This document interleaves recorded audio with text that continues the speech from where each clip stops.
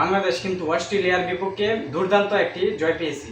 আপনারা দেখেন যে প্রথম টেস্টের আগে কেউ হয়তো ভাবেনি যে বাংলাদেশ দল এভাবে অস্ট্রেলিয়ার মতো দলের বিপক্ষে এভাবে জয় তুলে নেবে।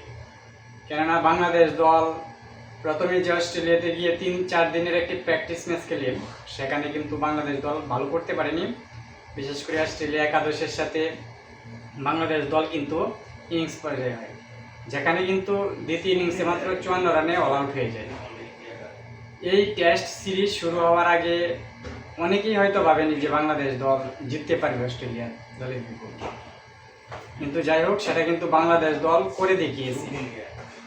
তো এর মাধ্যমেই কিন্তু বাংলাদেশ দল টেস্ট চ্যাম্পিয়নশিপের 4র্থ স্থানে আগে ছিল, এখনো 4র্থ স্থানেই রয়েছে। তবে কিন্তু বাংলাদেশের যে পয়েন্ট কিন্তু বেড়েছে, সে কিন্তু বাংলাদেশ দল 66% পয়েন্ট নিয়ে বাংলাদেশ দল কিন্তু 4র্থ স্থানে এখন রয়েছে। তো এই টেস্ট চ্যাম্পিয়নশিপে বাংলাদেশ 12টি ম্যাচ খেলবে, 6টি সিরিজে 2টি করে ম্যাচ। তো এই 12টি টেস্টের মধ্যে বাংলাদেশের পয়েন্টের পার্সেন্টেজ অনুযায়ী কিন্তু বাংলাদেশ দল ফাইনাল খেলতে পারবে কিনা সেটা নির্ভর করবে। তো এখন পর্যন্ত বাংলাদেশ টেস্ট চ্যাম্পিয়নশিপে 5টি ম্যাচ খেলে ফেলেছে। প্রথম সিরিজ বাংলাদেশ দল শ্রীলঙ্কার সাথে খেলে, যেখানে কিন্তু একটি ড্র ছিল এবং একটি পরাজয়। দ্বিতীয় সিরিজে কিন্তু পাকিস্তানের মতো শক্তিশালী দলের বিপক্ষে 2টি টেস্টে বাংলাদেশ দল জয় পায়।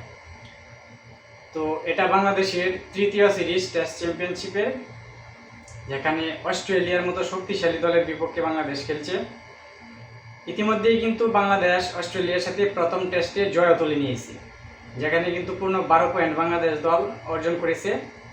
এখন পর্যন্ত বাংলাদেশের পয়েন্ট টেবিলে 4 নম্বরে রয়েছে এবং বাংলাদেশের পার্সেন্টেজ 63%, এবং 4 টেস্টে বাংলাদেশের 40 পয়েন্ট অর্জন করেছে।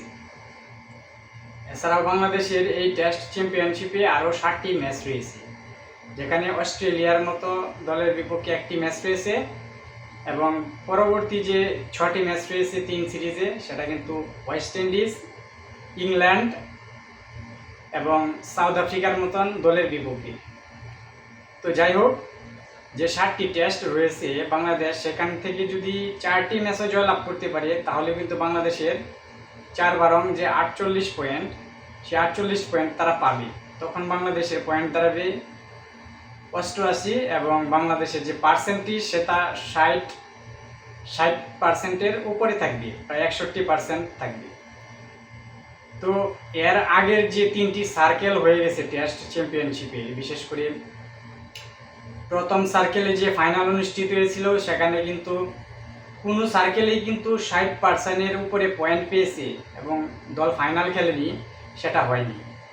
তাই বলা যায় বাংলাদেশ দল যদি এই টেস্ট সার্কেলে 60%-এর উপর পয়েন্ট রাখতে পারে, তখন কিন্তু বাংলাদেশের যে একটি সম্ভাবনা সেটা রয়েছে ফাইনাল খেলার, তাই 90% সম্ভাবনা থাকবে যে বাংলাদেশ ফাইনাল খেলবে। তো সেই সেখানে কিন্তু ঘরের মাঠে বাংলাদেশের 4টি টেস্ট রয়েছে, এখন 7টি টেস্টের মধ্যে যে 4টি টেস্ট সেটা কিন্তু ওয়েস্ট ইন্ডিজের সাথে 2টি এবং ইংল্যান্ডের সাথে 2টি টেস্ট রয়েছে, এই 4টি টেস্ট। তো ওয়েস্ট ইন্ডিজ তুলনামূলকভাবে কিন্তু ইংল্যান্ডের চাইতে দুর্বল দল। বাংলাদেশ যদি যে ছন্দে রয়েছে বর্তমানে টেস্ট ক্রিকেটে, সেই ছন্দটা যদি বাংলাদেশ দল ধরে রাখতে পারে, তাহলে কিন্তু ওয়েস্ট ইন্ডিজের মতো দলের সাথে 2-0-তে ঘরের মাঠে জেতা সম্ভব। আর যদি ইংল্যান্ডের কথা বলি, তাহলে ইংল্যান্ডের সাথেও কিন্তু বাংলাদেশের জয় রয়েছে, যে বাংলাদেশ এবং ইংল্যান্ডের মধ্যকার দ্বিপাক্ষিক যে সিরিজ একটি হয়েছিল 2016 সালে, সেখানে কিন্তু বাংলাদেশ একটি ম্যাচ জিতেছিল। তো আশা করব ঘরের মাঠে বাংলাদেশ ইংল্যান্ডের সাথেও জয় পাবে। সেটি 2টি হলে তো ভালোই, যদি একটিও হয় আর একটি ড্র হয়, তাতেও বাংলাদেশের জন্য মঙ্গল। কেননা তারপরেও বাংলাদেশের হাতে প্রায় 3টি টেস্ট থাকবে, যেখানে বর্তমানে অস্ট্রেলিয়ার সাথে একটি টেস্ট রয়েছে এবং সাউথ আফ্রিকার সাথে কিন্তু একটি সিরিজ রয়েছে, এবং সেটি কিন্তু এওয়ে সিরিজ, সাউথ আফ্রিকাতে গিয়ে বাংলাদেশ দল খেলবে। তো সেখানে বাংলাদেশের জন্য যদি একটি ম্যাচও জিততে পারে, 2টি ম্যাচে জিতে, তাহলে কিন্তু বাংলাদেশের 4টি জয় হয়ে যায়।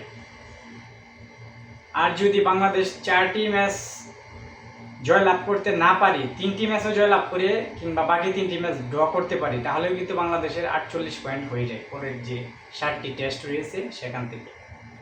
তো এই 48 পয়েন্ট হলেই কিন্তু বাংলাদেশ দল 60% এর পার্সেন্টের উপরে বাংলাদেশের পয়েন্ট থাকবে।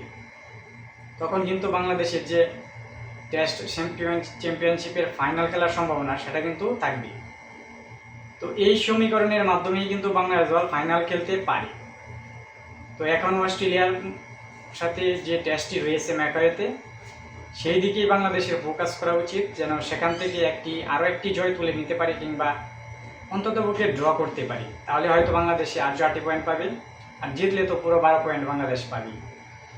তো এই সমীকরণে বাংলাদেশ দল ফাইনালে খেলতে পারে।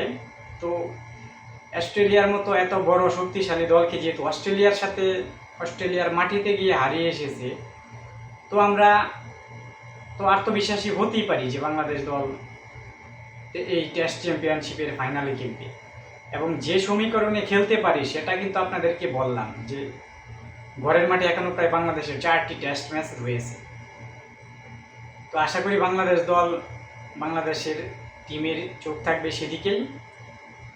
তো এই সমীকরণ যদি বাংলাদেশ কোনোভাবে মিলাতে পারে, তাহলেই কিন্তু এবারের টেস্ট চ্যাম্পিয়নশিপের ফাইনাল খেলছে বাংলাদেশ, সেটা অন্তত আমার মনে হয়।